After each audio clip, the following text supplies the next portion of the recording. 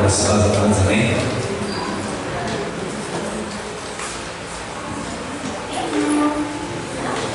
Não perdemos muito tempo, né? Então, está chamando. Um minutinho. Nós temos alguns visitantes essa noite. E eu gostaria só que quando eu mencionasse o teu nome, você só levantasse sua mão para que a igreja pudesse conhecer, também. Hoje estão aqui conosco o Mauro. Seja bem-vindo, Mauro, em nome de Jesus, amém? E também a Solange está comigo, amém? Sejam bem-vindos em nome de Jesus, amém? Glória a Deus por isso. Então vamos estar já convidando o preletor ou preletora dessa noite, que para mim é uma surpresa, eu não sei quem vai pregar. Eu sei que é um casal. É um casal abençoado, mas não sei quem é. Ele? Você. Então é o Wilson, né? O Wilson vai estar trazendo mais uma vez a palavra aqui para nós nessa noite. Foi uma bênção semana passada. E dessa vez nós também convidamos eles, né, para estar aqui, mas eu não sabia quem ia pregar. Se era o Wilson ou se era a sua esposa, Janete. Mas acho que tiraram a sorte e caiu no Wilson. Amém.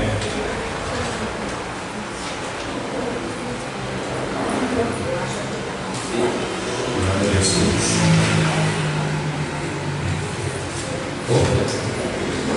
Vou pedir para que todos sentados mesmo estejam suas mãos direitas, né, para cá.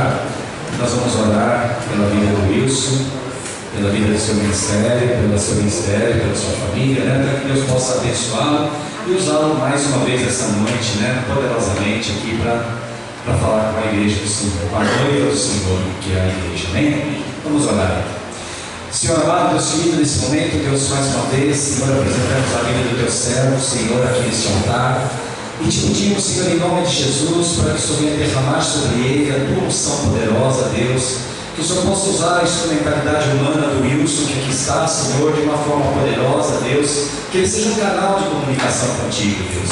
Que nós possamos receber a palavra rema, Senhor, que transforma nossas vidas, que transforma nossos corações, Senhor, através da vida e das palavras dele aqui nesse púlpito, Senhor. Peço também pelo ministério do Wilson, Deus, que o Senhor venha abençoar poderosamente, Deus. Aleluia, abençoar sua família, sua esposa Janete, sua filhinha, Senhor. Abençoar poderosamente, Deus, essa família tão querida que nós aprendemos a amar tanto, Senhor. Abençoa poderosamente, fala conosco, usa o teu filho aqui neste lugar, Senhor. É o que nós te pedimos e te agradecemos, Senhor, em nome de Jesus. Amém. Graças e paz a todos.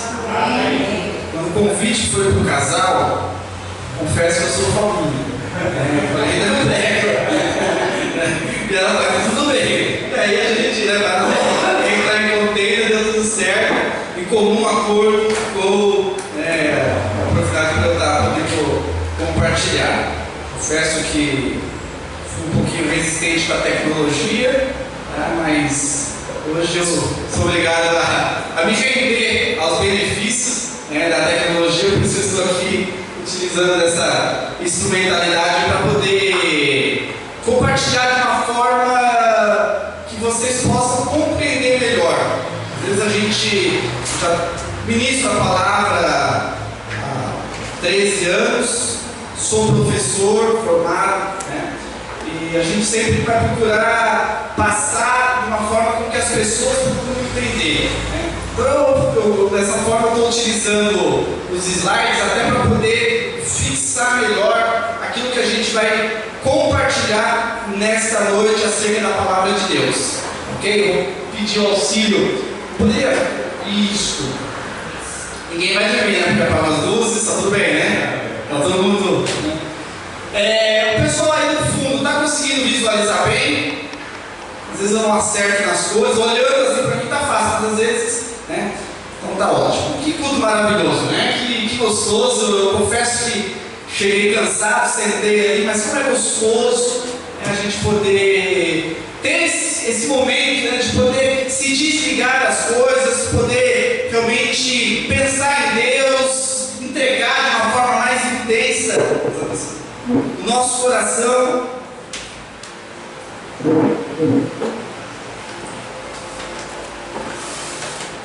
E expressar com palavras a nossa adoração, aquilo que realmente vem do nosso coração. É um momento muito gostoso, eu sempre gosto do tempo de louvor aqui, é muito agradável, realmente Deus opera de várias formas, na oração, na palavra e no louvor também, a ministração, e eu mais uma vez fui ministrado através do louvor, glórias a Deus por isso. A mensagem que nós vamos compartilhar nessa noite, ela tem como título santificação ou farisaísmo. É uma pergunta, né? E ele exige também uma resposta. Numa segunda pergunta, qual a sua realidade? Primeira pergunta, santificação ou farisaísmo? Qual a sua realidade? As Escrituras, ela é muito clara e ela não tem meio termo. Ela é uma espada de dois gumes que ela penetra na nossa alma, no nosso íntimo, e ela divide, ela mostra realmente o que é a realidade e o que não é a realidade. E é importante que nós venhamos nessa noite a nos permitir ser ministrados pela palavra de Deus, que haja uma reflexão das nossas vidas aqui. Qual a nossa situação? Qual a nossa realidade? Não devemos ter vergonha de reconhecer os nossos erros, porque não é vergonha reconhecer os erros, pelo contrário, é uma atitude nobre. E nessa pergunta, eu faço aqui uma reflexão da nossa vida, da nossa caminhada, do que nós temos entendido como evangelho, como vida cristã. E nessa pergunta nós vamos ver aqui, no próximo slide, uma definição mais clara da santificação. A santificação é separação, é consagração. Quando nós falamos de consagração, nós falamos em algo que é dedicado para uma finalidade. É como esse púlpito. Esse púlpito ele está consagrado ao Senhor. Que sentido? É algo misterioso aqui nesse púlpito? Não! Mas como foi produzido, foi criado, foi comprado esse púlpito? Foi com o objetivo de ser consagrado só para uma finalidade, que é servir ao Senhor, ser um elemento na casa de Deus. Então isso é consagração, devoção. O que é devoção? É uma entrega sincera para uma pessoa ou uma coisa. Então santificação vai caminhar nesse prisma. É uma separação, é uma consagração, é um entregar do coração e é uma devoção, é uma dedicação. Isso é santificação. E o que é as suas características? Isso que é muito importante nós enfatizarmos, que a santificação é um esforço divino. Por isso que Jesus fala sobre o jugo pesado, o fardo que foi colocado, ele fala que ele viria para aliviar, porque a santificação é uma obra de Deus. Deus é santo, não existe outro santo, só em Deus existe a essência da santidade. E essa essência da santidade Ele distribui para os seus filhos, para os seus eleitos. Então a santificação é uma obra de Deus. É Ele que realiza, é Ele que faz, é Ele que atua, é Ele que nos atrai, é Ele que transforma vidas. Santificação é uma obra divina.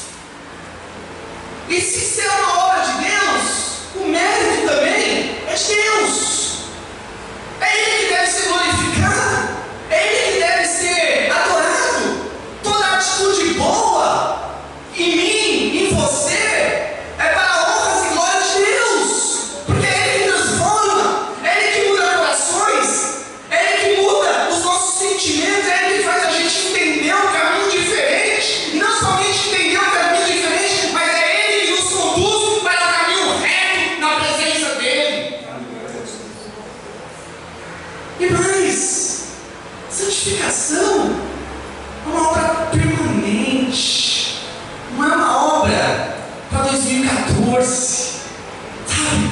Não é uma obra para um momento da minha vida. A santificação não é um estágio que eu obtive no passado e hoje eu estou fraquejando. Não, mas a santificação é uma obra permanente. É uma obra que o tempo não consegue destruir. A obra da santificação é uma obra de Deus, onde Ele começa, onde Ele aperfeiçoa e onde Ele conclui. É o que Paulo diz: aquele que começou a boa obra é fiel para aperfeiçoar até o dia de Jesus Cristo.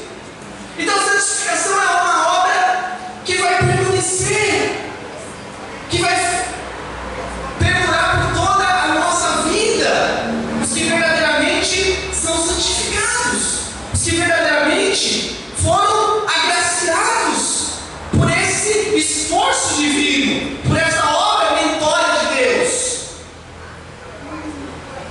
E o farisaísmo? O farisaísmo é um termo oriundo, extraído, tirado da seita dos fariseus. Então, na época de Jesus, quando Jesus estava aqui na terra, a religião que predominava era o judaísmo, que é como hoje é o cristianismo, vamos dizer assim, uma religião.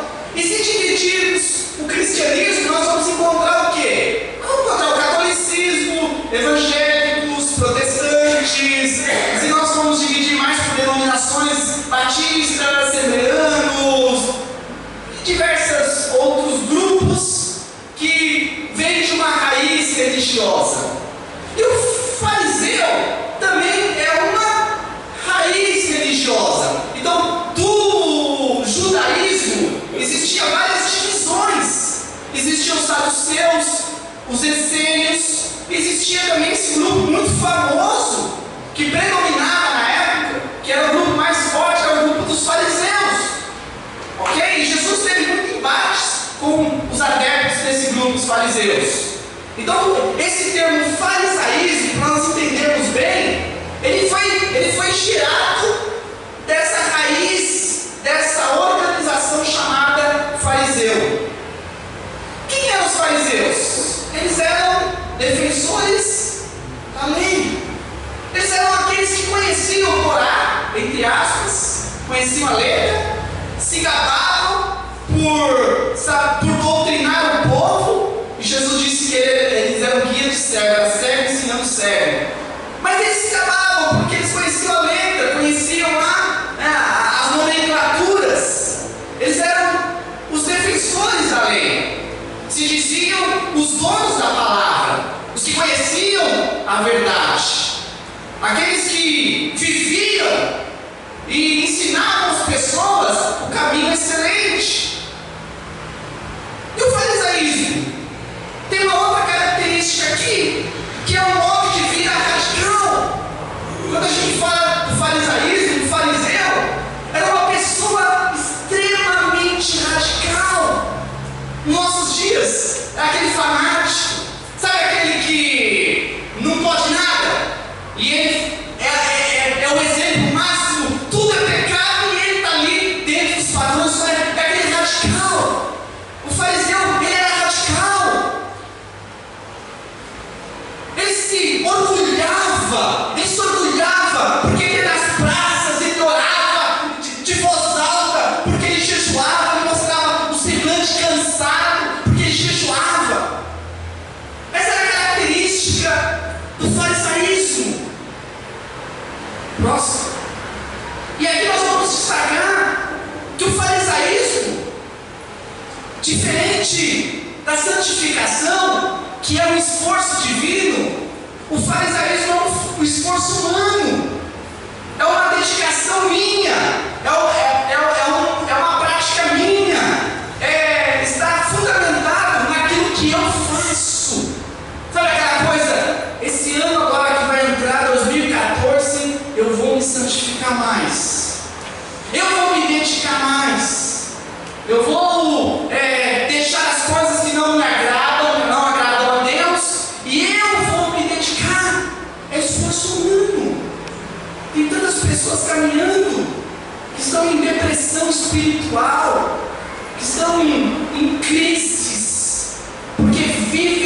esforço humano para cumprir algo que eles dizem cumprir, mas na realidade não cumprem. Estão esgotados, porque há um jugo pesado sobre as suas costas, e eles se gabam de achar que estão realmente cumprindo e agradando a Deus, que são exemplos por esforço humano, que numa conversa eles gostam de se gabar das suas façanhas, daquilo que ele realiza, daquilo que ele faz. E aí também é fundamentado em méritos humanos. Não há glória para Deus, porque é eu que faço, é eu que realizo, é eu que sou mais santo que o pastor, é eu que sou mais espiritual que a pastora, é eu que leio mais, sou eu que me dedico mais. Então eu preciso de méritos, eu preciso ser reconhecido. Isso é farisaísmo, isso é busca de ostentação humana e reconhecimento humano. E também ele é temporário, ele não perdura.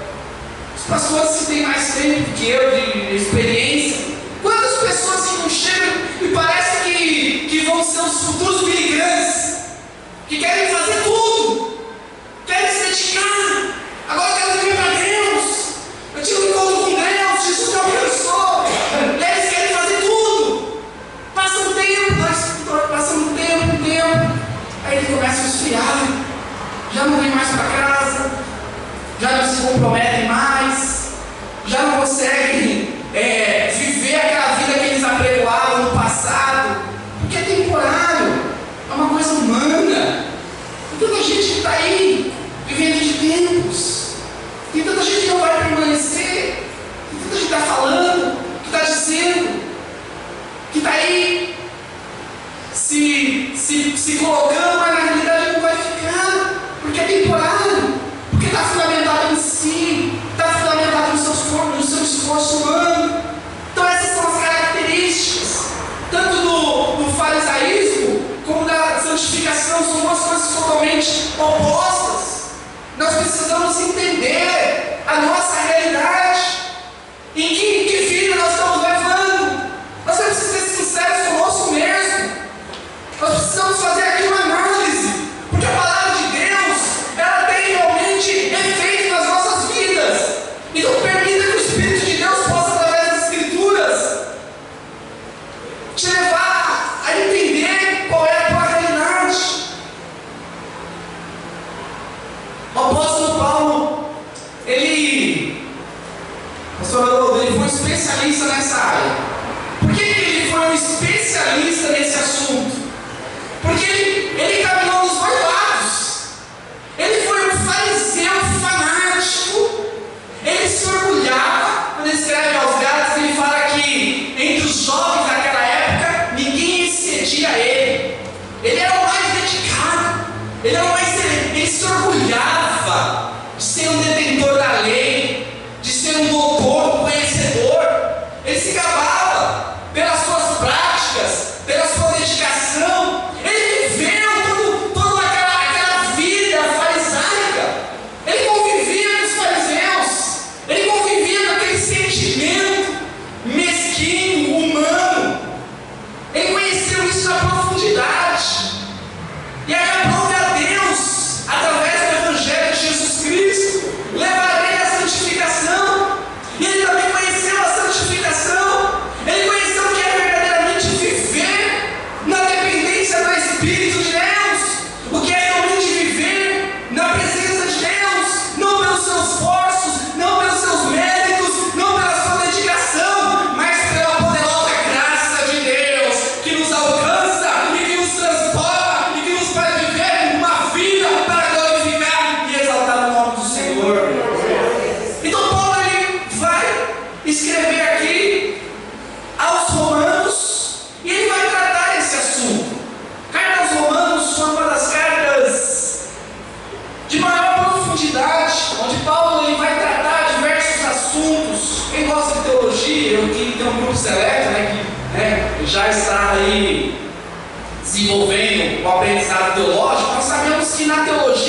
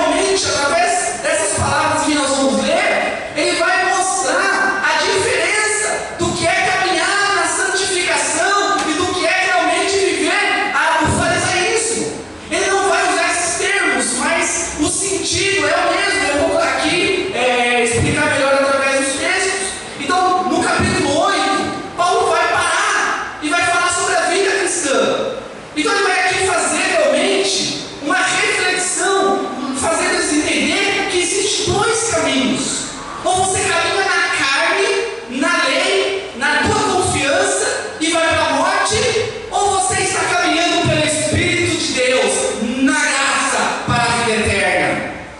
E aí ele fala aqui no versículo 2, os irmãos têm aí acesso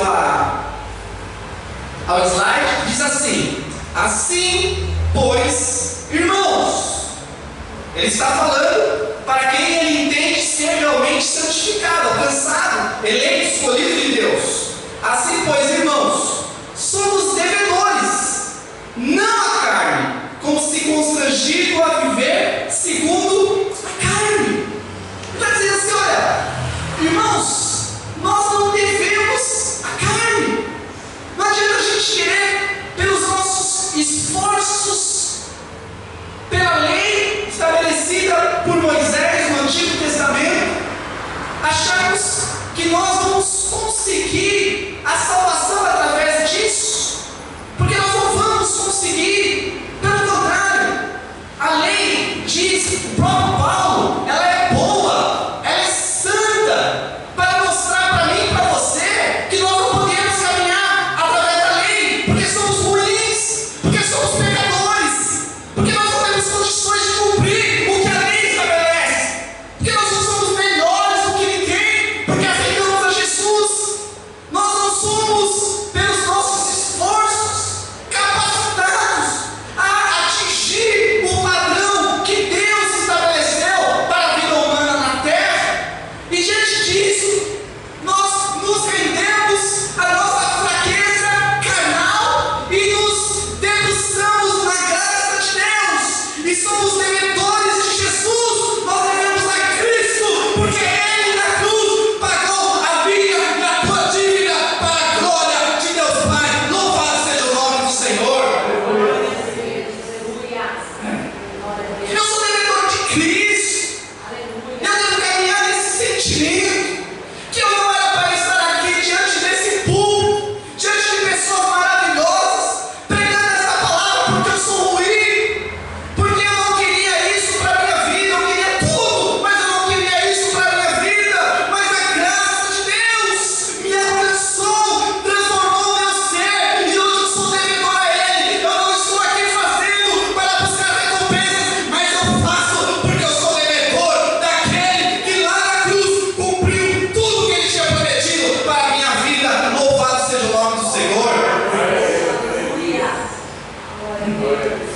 Então não vamos viver constrangidos à carne, não vamos viver tentando nos basear diante de Deus com as nossas atitudes, não vamos achar que os nossos feitos vão impactar o coração de Deus. Não, porque isso é farisaísmo, porque isso é realmente prática humana, que não confia na graça daquilo que já foi realizado por nós, mas fica realmente confiando nos seus esforços humanos para ser beneficiado por Deus. O que Deus tem para fazer na minha e na tua vida, Ele vai fazer, porque Ele é Deus, e as minhas atitudes não mudam aquilo que Deus já estabeleceu no seu tempo eterno. No versículo 3, mesmo capítulo 8, ele continua aqui, ó: porque se viverdes segundo a carne, caminhais para a morte. Olha,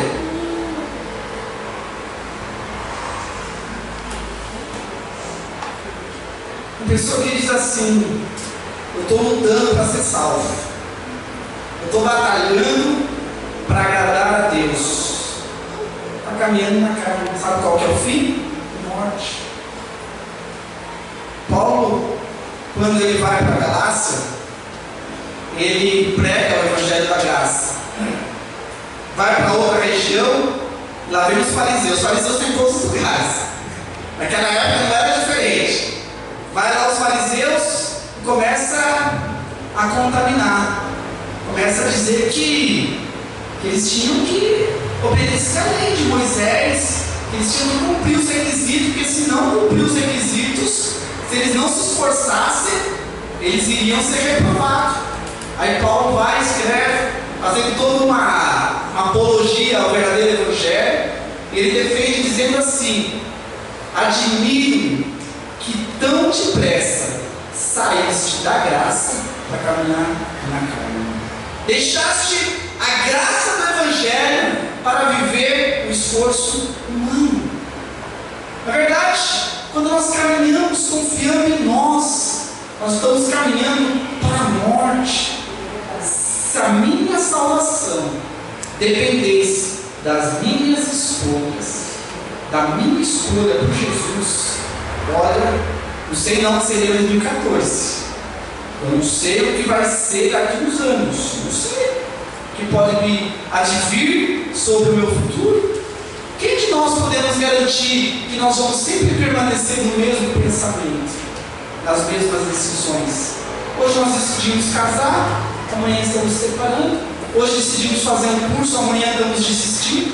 Hoje compramos uma casa, depois desistimos de viver naquela casa. Nós somos assim. Então caminhar segundo as nossas escolhas é caminhar para a morte. Não tem segurança. Mas ele continua assim, mas se pelo Espírito, se há uma obra de Deus, se pelo Espírito, não é o meu sentimento, não é a minha força, mas se pelo Espírito mortificai os efeitos do corpo, se realmente o Espírito de Deus adentrou sobre a tua vida, ele vai mortificar os efeitos do corpo e certamente vivereis.